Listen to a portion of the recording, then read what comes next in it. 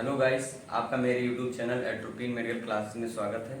आज हम लोग बात करेंगे बर्न मैनेजमेंट की। तो बर्न मैनेजमेंट, अगर कोई पेशेंट बर्न कर गया है तो उसको ट्रीट कैसे करेंगे हम। तो इसके लिए सबसे पहले हम इसको 3 फेजेस में डिवाइड करते हैं बर्न मैनेजमेंट को। जिसमें सबसे पहला होता है उसको बोलते हैं इमरजेंट फेज या रिसर्सिटेशन फेज। जो दूसरा होता है उसे हम बोलते हैं इंटरमीडिएट और एक्यूट फेज। और जो तीसरा होता है हमारा उसको हम बोलते हैं रिहेबिलिटेशन फेज। इसमें सबसे पहले जो होता है हमारा इमरजेंट या रिसर्सिटेशन फेज। तो रिसर्सिटेशन फेज इसे इसलिए बोलते हैं क्योंकि इसमें हम फ्लूइड का रिसर्सिटेशन, मतलब पेशेंट को के बॉडी में फ्लूइड इम्बैलेंस होता है तो उसको हम बैलेंस करने के लिए फ्लूइड रिसर्सिटेशन करते हैं। और ये जो फेज होता है वो फर्स्ट 72 आवर, जब से पेशेंट बर्न हुआ उससे फर्स्ट 72 आवर तक होता है, इसको हम मानते हैं। इसमें क्या होता है, patient site of burn to burn ICU. इसमें पेशेंट जहां से जला वहां से बर्न आईसीयू तक शिफ्ट करने तक का जो टाइम होता है उसको हम रखते हैं रिसर्सिटेशन फेज में या इमरजेंट फेज में। तो इसमें सबसे पहला आता है, हम बात करते हैं प्री हॉस्पिटल केयर, मतलब हॉस्पिटल पहुंचने से पहले हम उसको केयर क्या क्या दे रहे हैं। और दूसरा होता है इमरजेंसी केयर मतलब इमरजेंसी वार्ड में सबसे पहले जाता है पेशेंट, तो इमरजेंसी वार्ड में जाने के बाद हम उसे क्या क्या केयर देते हैं। तो इसमें सबसे पहले हम बात कर लेते हैं प्री हॉस्पिटल केयर की। तो प्री हॉस्पिटल केयर में होता है first aid management, covering patient की, उसकी हिस्ट्री टेकिंग करते हैं और उसमें आता है ABCDEF। जिसमें सबसे पहले जो फर्स्ट एड मैनेजमेंट होता है इसमें होता है कि पेशेंट जैसे बर्न हुआ तो बर्न होने के बाद में तुरंत हम उसे उसको ट्रीटमेंट दे रहे हैं। सबसे पहले क्या करते हैं हम उसमें फर्स्ट एड मैनेजमेंट में हम उसके ऊपर, अगर इलेक्ट्रिक बर्न नहीं है तो हम क्या करेंगे, पेशेंट के ऊपर पानी डाल सकते हैं जिससे उसकी अगर बर्न हो रहा है तो उसकी जो सीवियरिटी है वो कम हो जाए। या फिर कोई एसिड अगर डाल दिया है, कहीं से एसिड बर्न है तो उस पर भी हम पानी डाल करके उसकी जो बर्न की डेप्थ है उसको हम कम कर सकते हैं। तो इसमें पानी डालना है, कोई ऐसी चीज धूल मिट्टी ये सब चीजें हमें नहीं डालनी है। दूसरा होता है कवरिंग।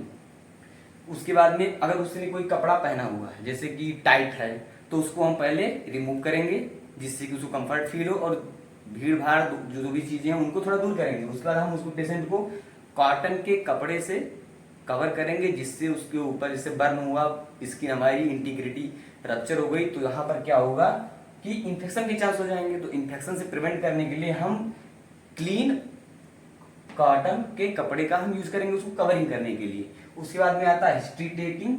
हिस्ट्री टेकिंग में क्या करते हैं, पेशेंट की हम कितने टाइम पे बर्न हुआ है, बर्न किस टाइप का है, जैसे कि हो सकता है इलेक्ट्रिकल बर्न हो, थर्मल बर्न हो या फिर और किसी चीज से बर्न हुआ है, उसकी ये सब चीजें हिस्ट्री लेंगे उसकी सारी चीजों की। उसके बाद में हम ABCDEF करते हैं।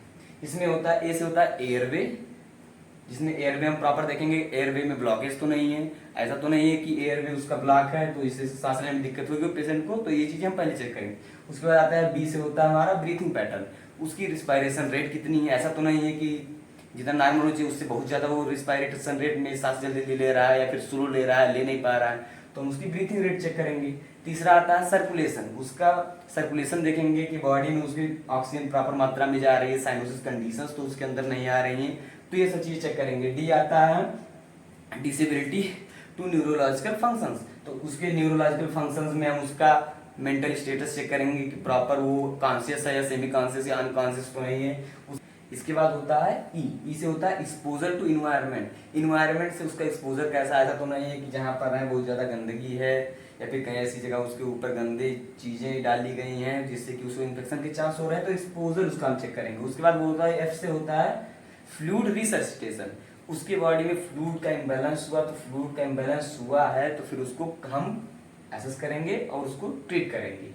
दूसरा आता है जब पेशेंट इमरजेंसी में पहुंच जाता है, ये सब चीजें हम पहले कर लेंगे हॉस्पिटल से पहले, यहाँ से ले जाते थे हॉस्पिटल तक। उसके बाद होता है इमरजेंसी केयर। इमरजेंसी केयर में क्या होता है, जब पेशेंट इमरजेंसी में पहुंच जाता है तो हम उसको क्या केयर देते हैं जिससे कि वो बर्न कंडीशन से निकल पाए। तो सबसे पहले उसमें होता है फ्लूइड या फिर शॉक मैनेजमेंट। इसमें क्या होता है, फर्स्ट 72 आवर अगर कोई पेशेंट बर्न होता है तो उसमें क्या होता है कि जो इंट्रासेलुलर फ्लूइड था वो एक्स्ट्रासेलुलर प्लेसेस पर शिफ्ट होता है, तो जिससे क्या होता है बॉडी के अंदर जो ब्लड वेसल्स हैं उनमें ब्लड की कमी होती है, जिसके कारण हमारा जो ब्लड प्रेशर होता है वो डाउन होता है।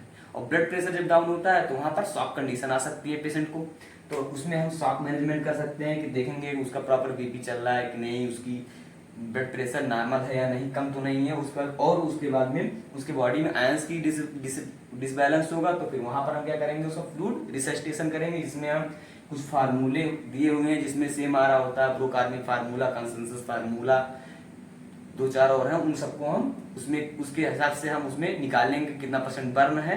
उसकी हमें अलग क्लास में हम इसको एक क्लास इसकी लेंगे, उसमें एक्सप्लेन करेंगे फ्लूइड रिसस्टेशन। उसके बाद आता है वुंड ड्रेसिंग।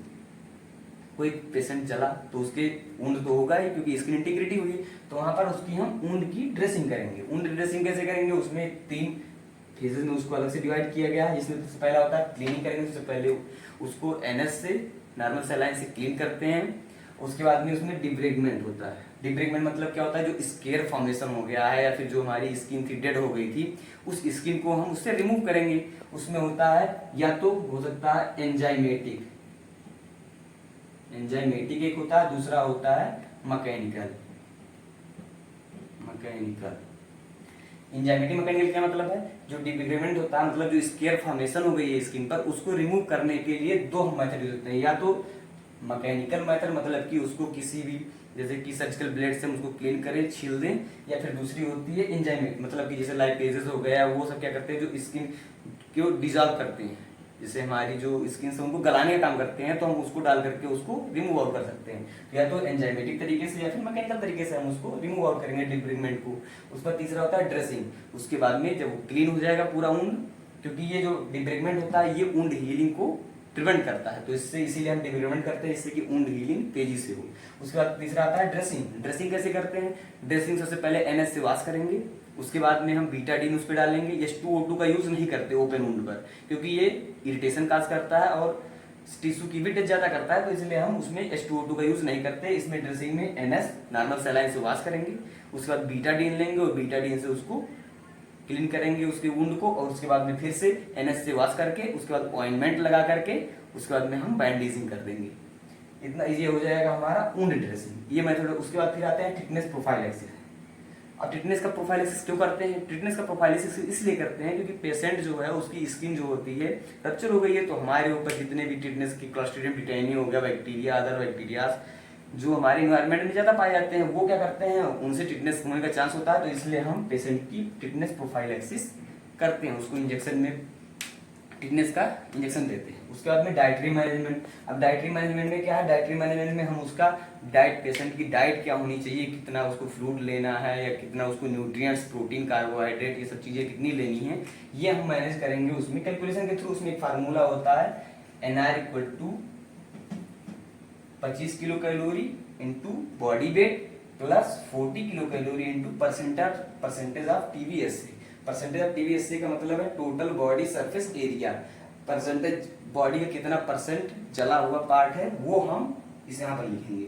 और उसके बाद में इस फार्मूले से हम उसका कोई भी पेशेंट है तो उसकी हम डाइटरी मैनेजमेंट कर देंगे। जैसे कि एग्जांपल के लिए हम ले लें, कोई एक पेशेंट है, वो कितने, वो मान लें 50 kg का है, वेट उसका कितना है 50 kg, और क्या हुआ, वो 30% जला हुआ है, परसेंटेज ऑफ TVSA जो है वो 30% है, तो उसको कितने किलो कैलोरी एनर्जी चाहिए। तो इसके लिए यही फार्मूला अगर हम लगाएं, NR nutritional requirement equal to, यहाँ पर 25 kilo calorie 25 kilo calorie into body weight कितना है उसका 50 kg है, उसके बाद में प्लस ये एक में हो गया, और उसके बाद में क्या है 40 kilo calorie into 40 kilo calorie into percent of TVSA कितना जला हुआ है 30%, यहाँ पर 30 रख दी।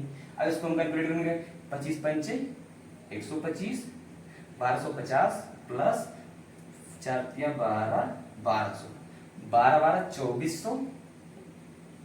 12 2450 किलो कैलोरी, यहाँ पर किलो कैलोरी में सब है, तो इतने 2450 किलो कैलोरी। अगर कोई पेशेंट 50 किलो का है और उसका बॉडी पार्ट है 30% जला हुआ है, तो उसको 2450 किलो कैलोरी एनर्जी की रिक्वायरमेंट पर डे होगी। इस तरह से हम उसका डाइटरी मैनेजमेंट कर लेंगे। उसके बाद आता है transfer the patient to the burn ICU। यहाँ पर इमरजेंसी वार्ड में इतना केयर देने के बाद में उसके बाद हम पेशेंट को बर्न आईसीयू में शिफ्ट करते हैं। उसको शिफ्ट करने में क्या है, प्रॉपर तरीके से उसको उठाना, उसकी ऊंड, क्योंकि बॉडी में ऊंड है तो उसको प्रॉपर तरीके से रखना और उसको शिफ्ट करना, ये सब चीज़ें कॉम्प्लिकेशंस कोई ना आए इसके लिए हम उसको ट्रांसफर करेंगे कि बर्न आईसीयू में जो भी चीज़ें उसको होंगी उसमें नेक्स्ट फेज जैसे कि इंटरमीडिएट, एक्यूट फेज और रिहेबिलिटेशन फेज, ये वहाँ पर इनमें उसके ऊपर जितने भी हम नर्सिंग मैनेजमेंट करेंगे जिससे कि वो ट्रीट हो जाए तो वो सब चीज़ें करेंगे। उसका बाद उसमें पेन मैनेजमेंट, क्योंकि बर्न हुआ है तो बर्न है तो फिर पेन की कंडीशंस पेशेंट में आएगी, तो पेन मैनेजमेंट के लिए भी हम उसमें पेन मैनेजमेंट के पहले हम ये डिसाइड करेंगे कि पेन किस तरह का है, माइल्ड है, मॉडरेट है, सीवियर है, तो उस हिसाब से हम उसको दवाएं जो भी हमारा पेन मैनेजमेंट में होगा वो हम करेंगे। जैसे कि मेनली जो होता है एक होता है फार्मेकोलॉजिकल, मतलब दवा के द्वारा हम पेन को कम करें, एक होता है नॉन फार्मेकोलॉजिकल जिसमें हम डाइवर्सनल थेरेपी वगैरह हम देते हैं जिससे कि उसके पेन को दूर करेंगे। इसकी हम क्लास लेंगे अलग से, तो उसमें हम आप लोगों को बताएंगे। और बाकी रिमेनिंग पार्ट जो है इंटरमीडिएट या फिर एक्यूट फेज और रिहेबिलिटेशन फेज जो है हम नेक्स्ट क्लास में इसको डिस्कस करेंगे। आई होप आप लोगों को वीडियो समझ में आया होगा। Thanks for watching.